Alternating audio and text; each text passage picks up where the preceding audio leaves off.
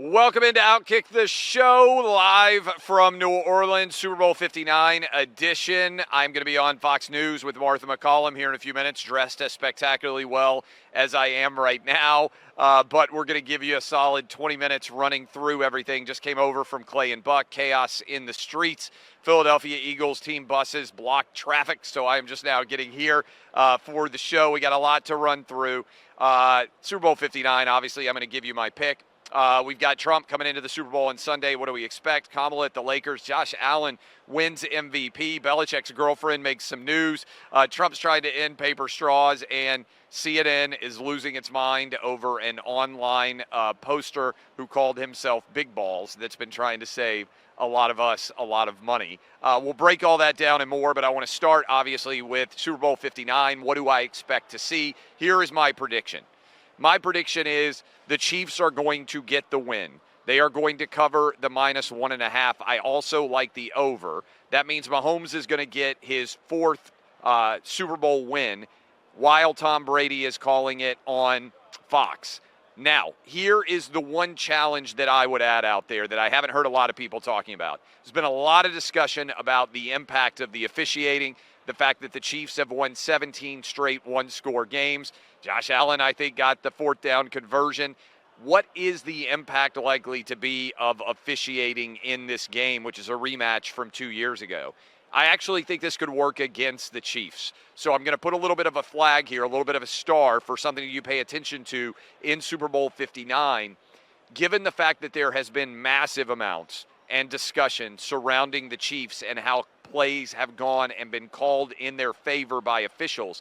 I actually think the Eagles are more likely to be the beneficiary of any 50-50 calls, because in the back of their mind, the officials are going to be thinking, I don't want to give the benefit of the doubt to the Kansas City Chiefs and have that be the primary narrative coming out of this game.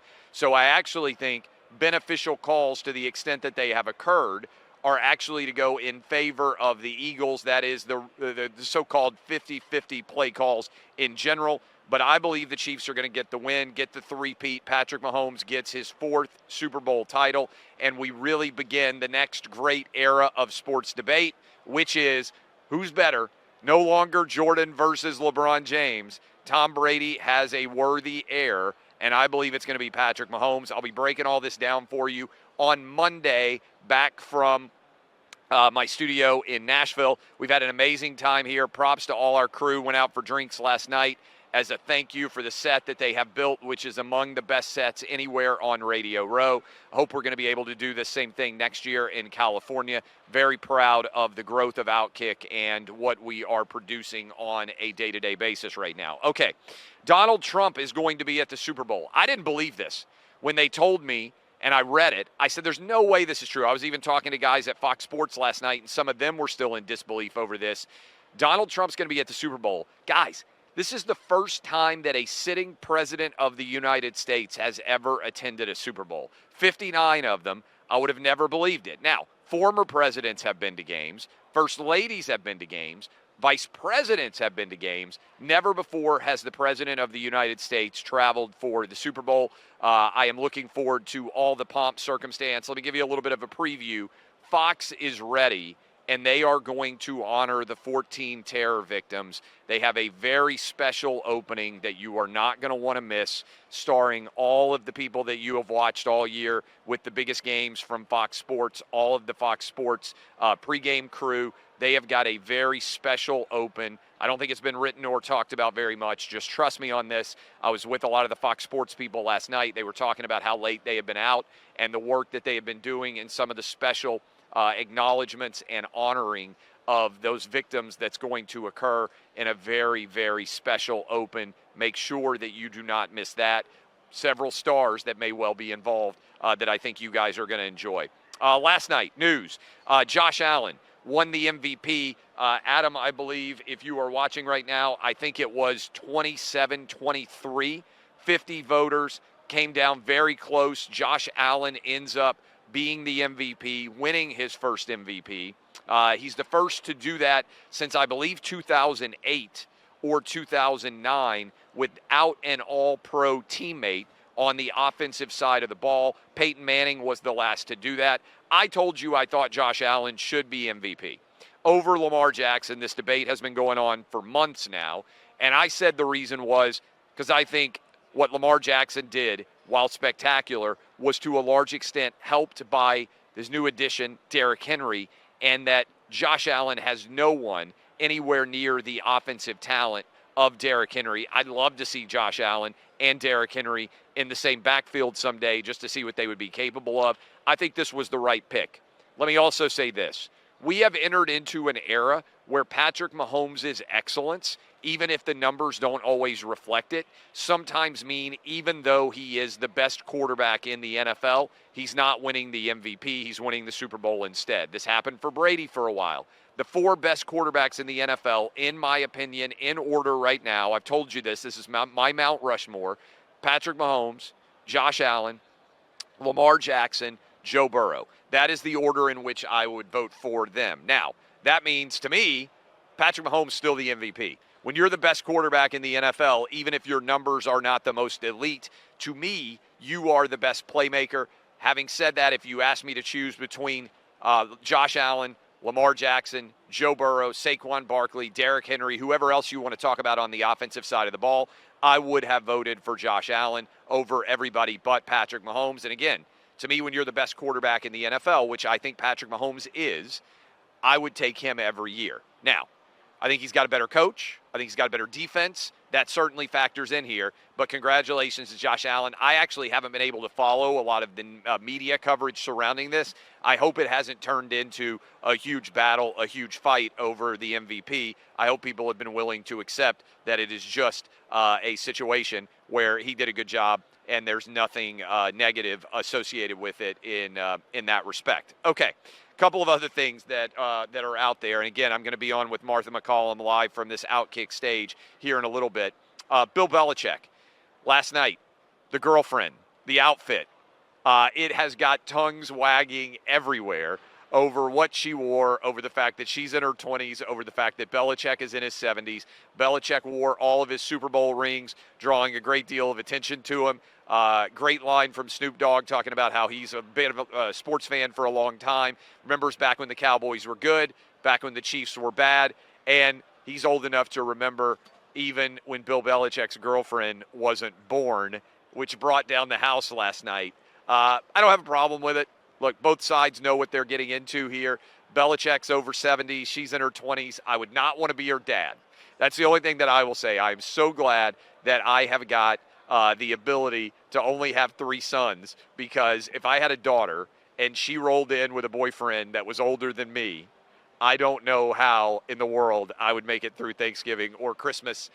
That's the one. Like, I don't really think about it so much from her perspective. I think about it more from the dad and maybe the mom's perspective, particularly the dad. I think there are a lot of dads out there right now, like with me. If you got a 25-year-old girlfriend, you're probably not necessarily inclined to love her boyfriend no matter what. But if she rolls in with a boyfriend that is older than you, I think you're looking around like, what in the world is going on here? I'm glad that I'll never have to deal with that. Trump, let's have a little bit of fun here. Trump says he's going to end paper straws. This is maybe the greatest decision ever. Paper straws do not work. They are useless. They do not make the environment safer. They do not make the world better. Can we just go back to plastic straws, which everyone acknowledges is actually infinitely preferable? And I saw a meme. I've seen people talking about this. The humor here, to me, is pretty outstanding because what it represents is you're trying to save the world while you're getting lectured by people flying around on their own private jets. Trump just continuing to do things that 80 or 90% of people agree with. Last night, Kamala Harris went out in public. She's kind of been under the radar since she lost the election on November 5th. She went to the Lakers game last night. Almost no one reacted to her at all. I will give her some credit. Some credit because she was sitting in regular person seats. Every now and then, I take my kids, and I like to, by and large, sit in regular people seats at games.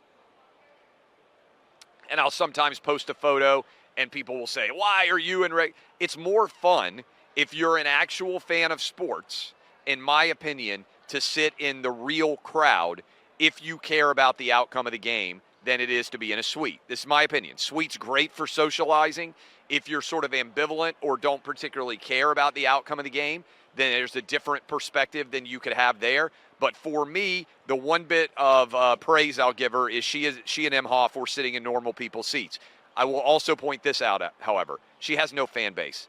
Nobody really cared about her at the Lakers game. Nobody really reacted to her. And to me, it's just further indication of the massive vibe shift that we have seen, where the era of anti-Trump has basically given up the ghost, and we stop pretending that there's a real Biden voter or a Kamala voter. It was an anti-Trump voter, and the anti-Trump voter has lost, and Trump has never been more powerful than he is right now as we finish the third week of his presidency. Finally, I couldn't believe this clip was real. There was a discussion about some of the guys that Elon has brought in that are helping to go through all of the government. My wife pointed this out to me to try to find fraud and waste.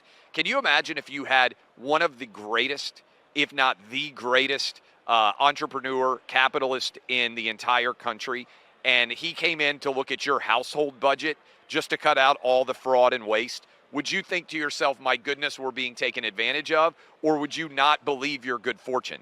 That, to me, is the story here. How is it criticized in any way that Elon Musk would try to identify and eliminate all sorts of fraud? To me, this is him being a great human being and making, hopefully, a tremendous difference for all of us. But CNN lost its mind because one of these guys online had the name Big Balls, which is hysterical in and of itself. The way that they covered that, maybe on Monday, Tuesday, we can have some fun on OutKick the show with that video clip. I shared it. I imagine you can go find it easily at Clay Travis. I've got a roll here out in just a second. I want to say thank you so much for all of you consuming OutKick content, for helping make this a reality.